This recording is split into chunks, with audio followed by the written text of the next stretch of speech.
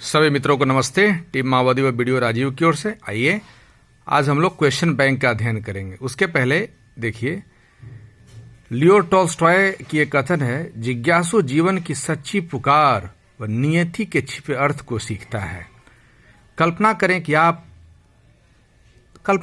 कि आपके जीवन का उद्देश्य केवल आपकी प्रसन्नता ही है, तब यह जीवन एक क्रूर और निरर्थक वस्तु बनकर रह जाएगा।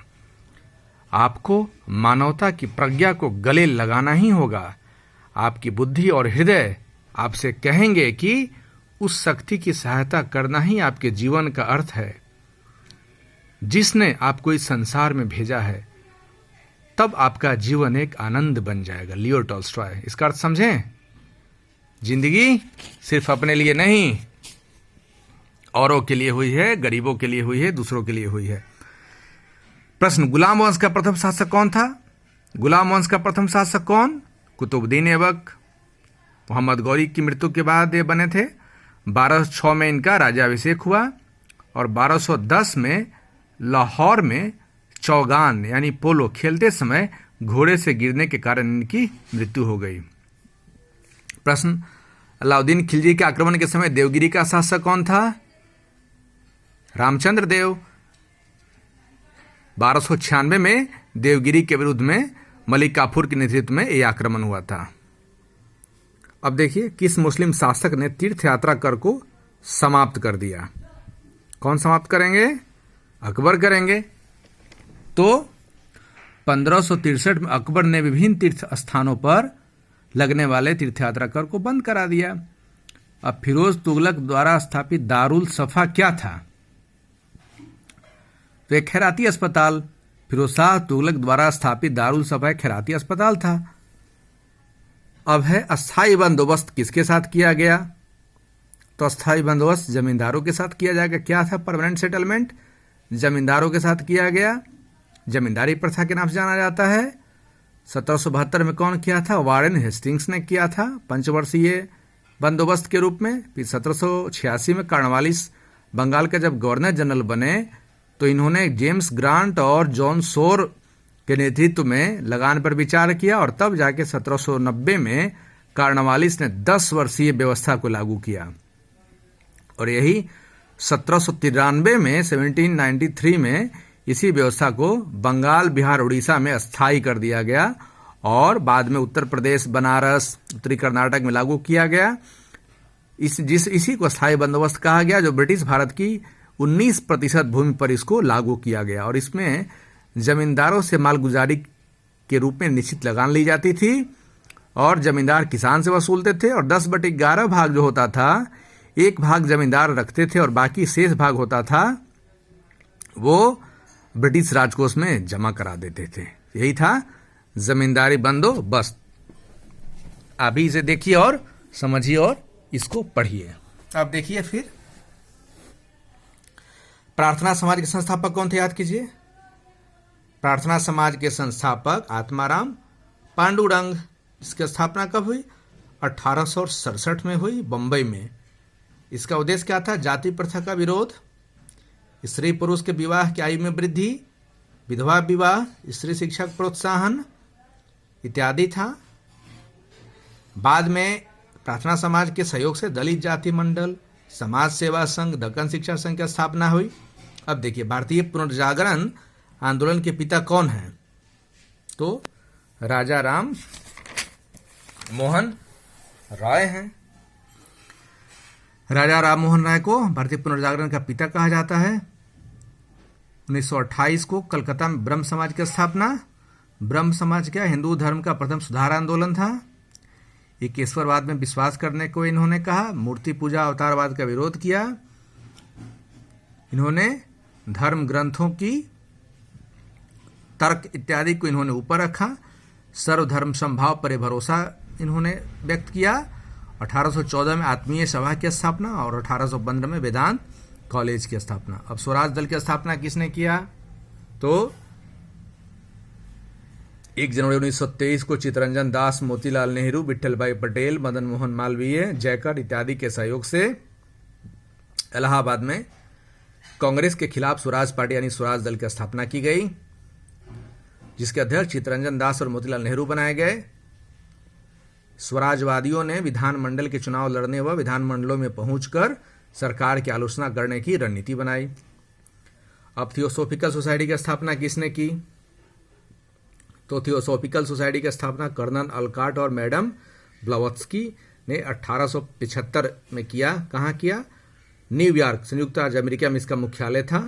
और भारत में कहाँ? मद्रास के अडेयार के पास था। उद्देश्य क्या था? धर्म को आधार बनाकर समाज सेवा करना, ये इसका आधार था। साथ ही साथ धार्मिक व भाईचारे की भावना को बढ़ाना, प्राचीन धर्म दर्शन इत्यादि का अध्ययन करना। भारत में इसको फैलाने का श्रेय किसको जाता है? तो श्रीमती एनी बेसेंट को जाता है। अब एक कौन सी पुस्तक तिलक ने लिखी है? तो कौन? गीता रहस्य। मांडले यानी बर्मा की जेल में इनको जब कारावास की सजा मिली थी तो इन्होंने वहां पर Arctic home of the Vedas तथा गीता रहस्य नामक पुस्तकों की रचना किया था। और अपने मित्र चिपलुंकर और आगरकर के सहयोग से 1881 में द मराठा और केसरी नामक साप्ताहिक पत्रिका का भी संपादन किया था। अब कांग्रेस ने स्वराज पार्टी 1905 में पारित किया। प्रस्ताव का क्या उद्देश्य था? तो स्वशासन था। कांग्रेस ने स्वराज प्रस्ताव 1905 में पारित किया था, जिसका उद्देश्य था स्वशासन सुनिश्चित करना। 1905 में कांग्रेस के बनारस अधिवेशन की अध्यक्षता करते गोपाल कृष्ण गोखले स्वदेशी और बहिष्कार आंदोलन का समर्थन किया। 1906 में कलकत्ता में हुए कांग्रेस अधिवेशन की अध्यक्षता करते हुए दादा भाई नौरोजी ने पहली बार स्वराज की मांग किया और तिलक ने कहा कि स्वराज मेरा जन्मसिद्ध अधिकार है और मैं इसे लेकर रहूंगा। इस प्रकार का कांग्रेस के मंच से ही स्वराज की मांग सर्वप्रथम दादा भाई नौरोजी ने किया था। प्रांतीय सरकारों का गठन किस अधिनियम के तहत हुआ? प्रांतीय सरकारों का गठन भारत सरकार अधिनियम 1935 के तहत हुआ। क्या इसकी मुख्य व्यवस्था थी? केंद्र में द्वैत शासन की स्थापना, अखिल भारतीय संघ, प्रांतों में द्वैत शासन समाप्त कर प्रांतीय स्वायत्तता की स्थापना, प्रांतीय विधानमंडलों का विस्तार, प्रांतों में मताधिकार का विस्तार, विवादों के निपटारे में संघीय न्यायालय, इसके भी ऊपर प्रिवी काउंसिल थी जो ब्रिटेन में थी। बर्मा में म्यांमार को भारत से पृथक किया गया। एक संघीय न्यायालय यानी भारतीय रिजर्व बैंक की स्थापना की गई। संविधान को 26 जनवरी को ही लागू करने का निर्णय क्यों लिया गया? भारतीय संविधान को 26 जनवरी को लागू करने का निर्णय लिया गया चूंकि 1930 में भारत के प्रथम स्वतंत्रता दिवस के रूप में 26 जनवरी को ही मनाया गया था। यानी 26 जनवरी 1930 को भारतीय राष्ट्रीय कांग्रेस ने पूर्ण स्वतंत्रता की मांग की थी। इसलिए प्रत्येक 26 जनवरी को स्वतंत्रता के पूर्व स्वतंत्रता दिवस के रूप में मनाया जाता था। आज़ादी के बाद इसे गणतंत्र दिवस के रूप में मनाया जाने लगा। स्वराज मेरा जन्मसिद्ध अधिकार है और मैं इसे लेकर रहूंगा, इसे किसने कहा? तो स्वराज मेरा जन्मसिद्ध अधिकार है और इसे मैं लेकर रहूंगा, ये बाल गंगाधर तिलक का कथन है। 1916 में लखनऊ अधिवेशन में स्वराज की मांग करते हुए कहा था। फिर इसके बाद मॉन्टेग्यू चेम्सफोर्ड की रिपोर्ट। मॉन्टेग्यू चेम्सफोर्ड की रिपोर्ट भारत सरकार अधिनियम 1919 का आधार बना। यह अधिनियम क्या था? संवैधानिक सुधार 1920 में लागू किए गए। प्रांतों में द्वैत शासन प्रणाली को लागू किया गया। शेरे पंजाब के नाम से कौन मशहूर हैं? लाला लाजपत राय को शेरे पंजाब कहा जाता है। 1928 को साइमन कमीशन का विरोध करते हुए लाठीचार्ज में गहरी चोट लगने के कारण इनकी मृत्यु हुई थी। इन्होंने कहा था कि मेरे ऊपर किए गए लाठी की प्रहार ब्रिटिश साम्राज्य के ताबूत की कील साबित होगी। गांधी अरविंद समझौता कब हुआ? 1931 में हुआ। दिल्ली समझौते के नाम से जाना जाता है। तेज बहादुर सप्रू और एम.आर. जयकर के सहयोग से यह हुआ था। कौन सा गोलमेज कॉन्फ्रेंस 1932 में हुआ? तो तीसरा। देखिए, प्रथम गोलमेज सम्मेलन 1930 में, द्वितीय गोलमेज सम्मेलन 1931 में, तृतीय गोलमेज सम्मेलन 1932 में हुआ। अभिनव भारत से कौन संबंधित हैं? वी.डी. सावरकर अभिनव भारत नामक क्रांतिकारी संगठन से संबंधित थे। 1904 में स्थापना मित्र मेला के रूप में इन्होंने किया था। महाराष्ट्र में क्रांतिकारी संघों में प्रथम स्थान था। 1899 में नासिक गणपति उत्सव मित्र मेला संगठन की स्थापना हुआ था। बाद में 1904 को मित्र मेला को अभिनव भारत कर दिया गया। ये आप देख रहे हैं, ये बीपीएससी का प्रीवियस ईयर्स क्वेश्चन बैंक है। एक दो प्रश्न और है, ये देख लीजिए। करो मरो का संबंध किससे है? तो करो मरो डू और डाई का संबंध 1942 में भारत छोड़ो आंदोलन से है। बम्बई के ऐतिहासिक ग्वालियर टैंक मैदान में गांधी जी ने भाषण देते हुए कहा था, मैं आपको एक मंत्र देता हूं, करो या मरो। इसका अर्थ था कि हम भारत की आज़ादी कराएंगे या इसके लिए अपनी जान दे देंगे। किसके प्रयत्नों से बिहार प्रांतीय कांग्रेस का दूसरा अधिवेशन हुआ? तो श्री दीपनारायण सिंह के प्रयत्नों से बिहार प्रांतीय कांग्रेस का दूसरा अधिवेशन हुआ। वे स्वतंत्र भारत में बिहार राज्य की विधानसभा के प्रथम अध्यक्ष हुआ, सक्रिय स्वतंत्रता सेनानी थे। भारतीय राष्ट्रीय कांग्रेस का 27वां अधिवेशन किस स्थान पर हुआ? तो कहाँ हुआ? बांकीपुर में।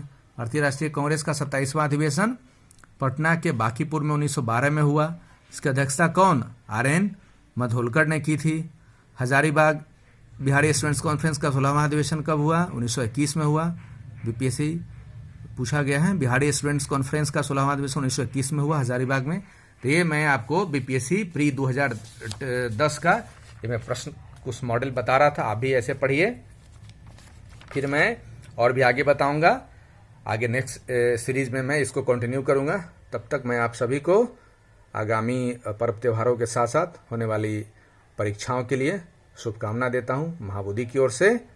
वह आप ईश्वर पर पूर्ण भरोसा रखें, वह नियति पर भरोसा कर आप मेहनत करते रहें, निश्चित रूप से आपकी सफलता होगी, आपकी जय होगी। जय हिंद, जय भारत, जय बिहार।